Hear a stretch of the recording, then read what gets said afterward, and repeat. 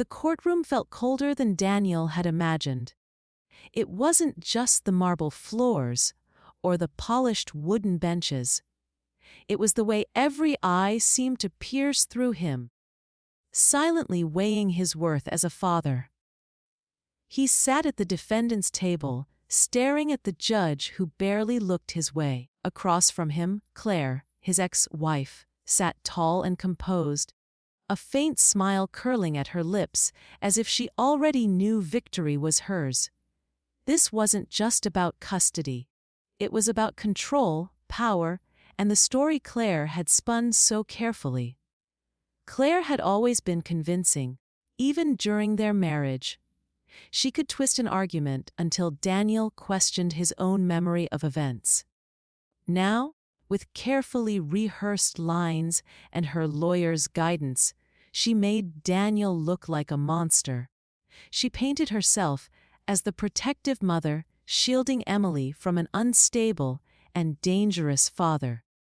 Each word stabbed at Daniel's chest, and he could see the judge scribbling notes that looked damning.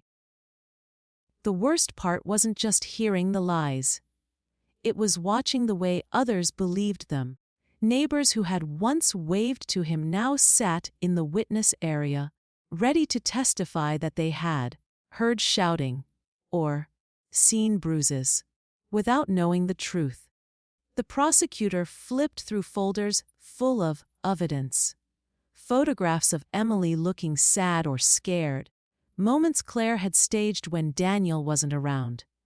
And still, Daniel wasn't allowed to speak, not yet. He had to sit there, silent, as his entire identity as a father was dragged through the mud. Daniel's lawyer leaned over and whispered for him to remain calm, to trust the process. But the process felt rigged. Every look from the judge, every nod at Claire's words, deepened Daniel's fear that he was losing this battle before it had even begun. His hands shook beneath the table, his jaw tight, his eyes fixed on Emily, who sat quietly at the back of the courtroom, her small legs swinging nervously. She avoided both parents' eyes, as though torn between two worlds. Daniel clenched his fists under the table, silently pleading with fate. This wasn't just a legal case. It was his daughter's future. If Claire's lies stood unchallenged, Emily would grow up thinking her father was a villain.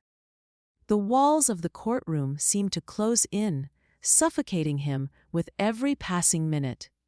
And though he sat quietly, his heart was screaming, "How much longer can I endure this before the truth is lost forever?" Claire's lawyer began presenting the so-called evidence, and every page that hit the judge's desk felt like another nail in Daniel's coffin. The first stack of documents contained what looked like medical reports.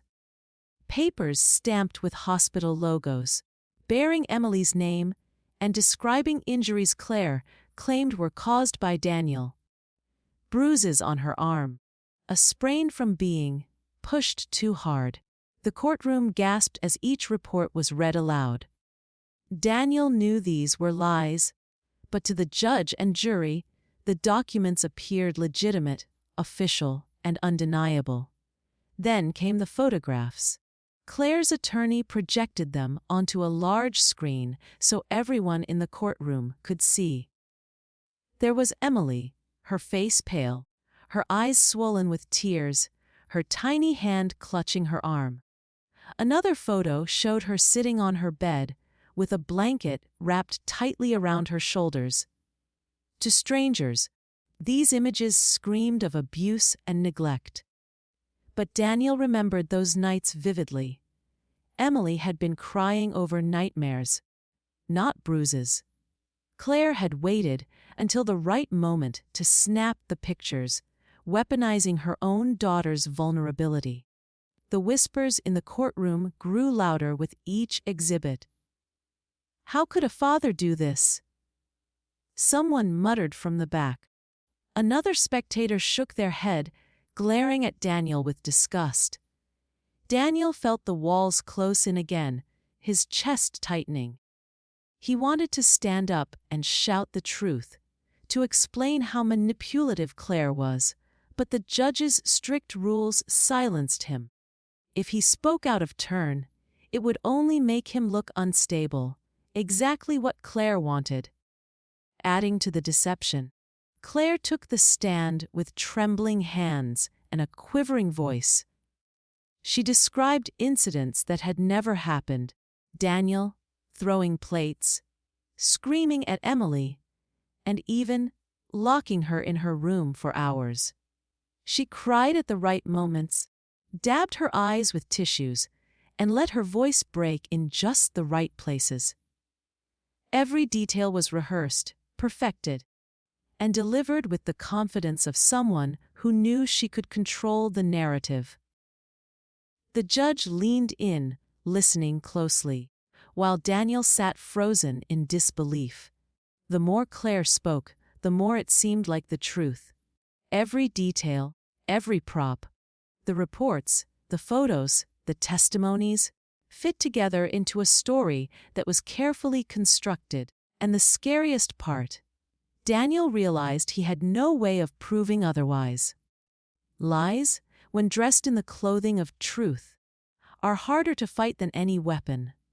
He lowered his eyes to the table, heart pounding, wondering how long he could endure watching the woman who once swore to love him turn into his executioner in the eyes of the court.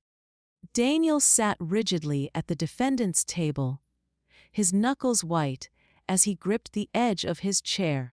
Every instinct in his body screamed at him to speak, to defend himself against the tidal wave of lies crashing down on him. But his lawyer's warning echoed in his mind. Stay calm. If you interrupt, you'll look unstable. Let me handle it. Those words felt like chains, binding him to silence while Claire's performance poisoned the courtroom. Each second of restraint cost him dearly, his silence mistaken for guilt. Inside, a storm raged. Memories of birthdays, bedtime stories, and Emily's laughter filled his mind. Moments Claire had twisted into shadows. He wanted to stand up and say, "This is not who I am. Ask my daughter. She knows the truth." But the rules of the courtroom gagged him. Every outburst could be seen as aggression. Every raised tone could be recorded as instability. So Daniel bit his tongue, his jaw tight, his heart hammering against his ribs as though trying to escape his chest. The judge's eyes flicked to him occasionally, cold and assessing. To an outsider, Daniel's silence looked like indifference, maybe even shame. Claire thrived on that perception. Every time she glanced at him, her lips curved into a subtle, taunting smile, as if daring him to break, to lash out, to give her the final piece of evidence she needed. Daniel lowered his gaze, refusing to meet her eyes, but inside he was burning with the injustice of it all. He thought of Emily, sitting at the back of the courtroom, her small body lost in the giant wooden bench. What was she thinking? Did she believe her mother's lies? Or did she still remember the truth? The nights he stayed up with her when she was sick, the weekends spent building forts and reading fairy tales. Daniel's silence wasn't just about surviving the trial. It was about not frightening his daughter. One wrong move, and she could be convinced that her father was the monster her mother described. The silence became unbearable, like a weight pressing on his chest. It wasn't just silence. It was forced stillness in the face of betrayal. He was being painted as a villain in front of strangers, yet he wasn't allowed to defend himself. His lawyer scribbled notes furiously, preparing for cross-examination. But to Daniel, it all felt too slow, too weak. He wanted to scream, to tear the mask off Claire's lies. but all he could do was sit there, his truth trapped behind clenched teeth, while the courtroom's sympathy leaned further and further away from him. The courtroom shifted when the judge cleared his throat and announced that Emily would testify. A ripple of murmurs swept through the gallery. Daniel's heart skipped a beat. He hadn't expected his little girl to be pulled into the storm like this. Not here, not in front of so many strangers. His palms grew damp, his throat dry. Emily was only 9. Could she handle this? Could she even find the courage to speak? Or worse, would she repeat the lies her mother had forced into her? All eyes turned toward the back of the courtroom as Emily rose hesitantly. Her small frame seemed even smaller against the towering benches and heavy oak walls. She clutched the sleeve of the court officer leading her to the witness stand, her steps hesitant, almost trembling. Daniel felt his chest ache as he watched her climb into the chair, her feet dangling inches above the floor. She looked fragile, like a bird caught in a storm. Yet the entire trial now seemed to hinge on the words that would come out of her mouth. Claire's smile returned, sly and confident, as though she had been waiting for this very moment. Daniel knew why. Claire had likely coached Emily, drilling the lies into her until they felt like truth. He could almost hear Claire's manipulative whispers. "If you want Mommy to be happy, you'll say this. If you love me, you won't forget what to tell the judge." The thought sickened him, twisting his stomach into knots. He wanted to leap across the courtroom, scoop Emily up, and shield her from the eyes that now dissected her every movement. But all he could do was sit there, helpless. The judge leaned forward, his voice gentle but firm. "Emily, do you know why you're here today?" She nodded slightly, her lips parting as though she might speak, but no sound came out at first. The room was silent, so silent Daniel swore he could hear the rapid thud of his own heartbeat echoing in his ears. Emily swallowed hard, clutching the wooden edge of the stand with her tiny hands, her knuckles white. Her eyes darted nervously between her mother, her father, and the judge, as though she were standing on a razor's edge. Daniel leaned forward, his breath shallow, his entire soul straining toward his daughter. He wanted to send her courage without words, to let her know he believed in her no matter what came next. The air in the courtroom was heavy with anticipation, every spectator holding their breath. What would Emily say? Would she repeat her mother's carefully rehearsed lies? Or would the truth, raw and unfiltered, finally break free from her trembling lips? The judge's question hung in the air, heavy and unyielding. Emily's lips trembled as she opened her mouth, but at first only a whisper escaped, so soft that even Daniel, straining with every fiber of his being, couldn't catch the words. The judge leaned closer, asking her to speak up, his voice unusually gentle. Emily's eyes flicked toward her mother. Claire's smile had tightened into something sharper, her gaze piercing, warning, commanding. It was the look of a puppeteer tugging invisible strings. Daniel felt a chill crawl down his spine. For a moment, Emily hesitated, as though torn between two worlds. The safe lie her mother had forced on her, and the fragile truth that weighed on her heart. Her hands twisted in her lap, her small shoulders rising and falling in uneven breaths.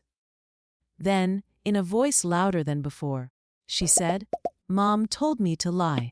The words were so unexpected, so raw, that the entire courtroom froze. Daniel blinked, wondering if he'd misheard. But no, there it was, the sentence that cracked open the carefully constructed facade Claire had built. A murmur spread through the spectators like wildfire, disbelief rippling through the room. The judge straightened, eyebrows furrowing, his pen pausing mid-stroke. Claire's face blanched, and she immediately leaned forward, her voice sharp, almost frantic. "Emily, sweetheart, you must be confused. You don't know what you're saying." But Emily's voice grew stronger, steadier, her eyes now locked on the judge. "She made me practice. She told me to say Daddy hurt me. But he didn't, he never did." Daniel's breath caught in his throat. He felt tears sting his eyes, but he dared not blink. Not even for a second, afraid that the fragile courage spilling from his daughter might vanish if he let go of the moment. The judge raised a hand, silencing Claire's protests. His gaze fixed on the little girl who had just shattered the courtroom's certainty. Emily's words cut through the silence like a blade, slicing away at the lies that had suffocated Daniel for weeks. The weight of her confession lingered, pressing on everyone present. Lawyers shuffled uncomfortably.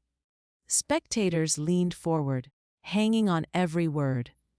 Even the judge's usually impassive expression betrayed a flicker of surprise. And there, in the center of it all, sat Emily, tiny, trembling, but unflinching now, having thrown the first stone against the mountain of deceit her mother had built. The truth was out, fragile but undeniable, and Daniel could feel the tide of the trial beginning to shift, though the storm was far from over. The moment Emily's words echoed through the courtroom, Claire's composure cracked. Her confident smile vanished, replaced by a mask of panic. She shot up from her chair, her voice shrill, desperate. "That's not true! She's just a child. She doesn't understand what she's saying." The outburst drew startled gasps from the gallery. Claire, who had spent weeks portraying herself as calm, collected, and victimized, now looked frantic, her polished act unraveling before everyone's eyes. Her lawyer tugged at her sleeve, whispering urgently, but Claire wouldn't be silenced. She leaned forward, glaring at Emily as if sheer force of will could pull her back into submission. "Emily, remember what we talked about. Remember how Daddy scared you. Tell them." Her voice cracked on the last words, high-pitched and trembling, her desperation staining every syllable. But the more she spoke, the more obvious her manipulation became. The courtroom, once swayed by her tears, now shifted uneasily, watching her with suspicion. Daniel sat frozen, hardly daring to breathe. For the first time since the trial began, he saw the mask peel away, revealing the woman he had known in private, the controlling, vindictive Claire who twisted truths until they served her. She was no longer the grieving mother she had pretended to be. She was a cornered liar, thrashing wildly as the walls closed in.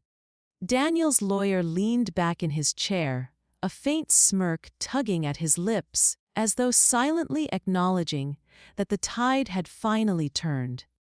The judge's gavel struck the desk sharply. "Mrs. Morgan, sit down." His voice was cold, commanding, no longer indulgent of her theatrics. Claire froze mid-protest, her eyes darting wildly from the judge to the jury to the spectators. Sweat beaded on her forehead, her hands trembling as she lowered herself back into her seat. But even then, her lips kept moving, whispering under her breath, half to herself, half to her lawyer, insisting she was telling the truth. That Emily was just confused, that the child was being manipulated by her father. But no one seemed to believe her anymore. The once Sympathetic spectators now exchanged wary glances, whispering behind cupped hands. The jury members shifted in their seats, their faces tight with doubt. And Claire, realizing the power she once held was slipping away, sat rigid in her chair, her eyes burning with rage and fear. The collapse had begun, not in silence, but in a storm of denial, each frantic word only tightening the noose of suspicion around her. The courtroom sat in stunned silence after Emily's testimony and Claire's outburst. For the first time in weeks, Daniel felt the weight shift, not fully lifted, but no longer crushing him. The judge's gaze softened when it landed on him. Though his expression remained guarded, it was as if the entire room had finally glimpsed the possibility that Daniel was not the monster Claire had painted him to be. But suspicion still lingered, thick in the air, as though the truth itself was on trial. Daniel's lawyer rose slowly, pacing in front of the jury, his voice calm but cutting.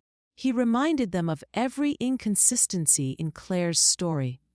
The staged photos, the conveniently timed medical reports, the absence of credible witnesses who had actually seen Daniel commit violence. Then he gestured gently toward Emily, whose small shoulders were hunched, but whose words had pierced the courtroom like lightning. "Sometimes," he said softly, "truth comes from the smallest voice in the room." His words echoed, leaving the gallery hushed and uneasy. Claire sat motionless, her hands clenched into fists, her face pale but her eyes blazing with fury. She knew the case was slipping from her grasp, but she refused to surrender. Her lawyer shuffled papers frantically, trying to recover control, but nothing could erase the image of a frightened child confessing she had been told to lie. The damage was done. And as the judge scribbled something into his notes, Claire's composure fractured further, her jaw tightening until it trembled. Daniel's eyes remained fixed on Emily, who now sat quietly, staring down at her lap. His heart ached at the sight of her exhaustion, the weight of the burden she had carried alone until this moment. He wanted to rush to her, to gather her in his arms and tell her how proud he was. But the trial wasn't over. Not yet. The silence between every gavel strike, every lawyer's objection, every flick of the judge's pen felt endless, stretching time like a taut string ready to snap. The gallery buzzed with whispers now, the spell of Claire's lies broken, but not fully destroyed. The jury shifted, the judge's face unreadable, and Daniel sat waiting for the official word that could change his life forever. The truth had been spoken, but truth alone wasn't always enough. The final judgment had yet to be delivered, and until then, the entire courtroom seemed to hold its breath, suspended in that fragile space between justice and uncertainty. The judge leaned back in his chair, his expression solemn. For a long moment, the courtroom was silent except for the scratching of his pen against paper. Then, with a voice steady and firm, he delivered the words Daniel had been praying for. "Custody will be granted to the father. The mother is found to have manipulated evidence and coerced testimony." The sound of the gavel striking wood reverberated like thunder, sealing Claire's downfall. Claire slumped in her chair, her face pale and defeated. The web of lies she had spun so carefully had unraveled in a matter of minutes, exposed by the very child she thought she could control. Her protests were weak now, her voice hollow, drowned out by the murmurs of the gallery. She was no longer the victim. She was the deceiver, and everyone knew it. Daniel rose slowly, his legs trembling as though they no longer remembered how to hold him. When Emily was led down from the witness stand, he met her halfway. She threw her arms around him, burying her face into his chest, and for the first time in weeks, he felt the crushing weight lift from his shoulders. "You saved me," he whispered into her hair. "You saved us both." You spectators who had once glared at him with suspicion now watched with softened eyes. Some nodded, others whispered to each other, their judgment replaced with quiet respect. The courtroom, once filled with tension and hostility, now carried a heavy silence of realization. Truth, fragile though it had been, had prevailed in the end. As Daniel walked out of the courtroom with Emily's hand in his, he knew the battle had left scars that time would not easily heal. But he also knew this. His daughter's courage had not only restored his honor, but had given him a second chance at fatherhood. And in that moment, he vowed never to let lies or fear steal her voice, or their bond, ever again.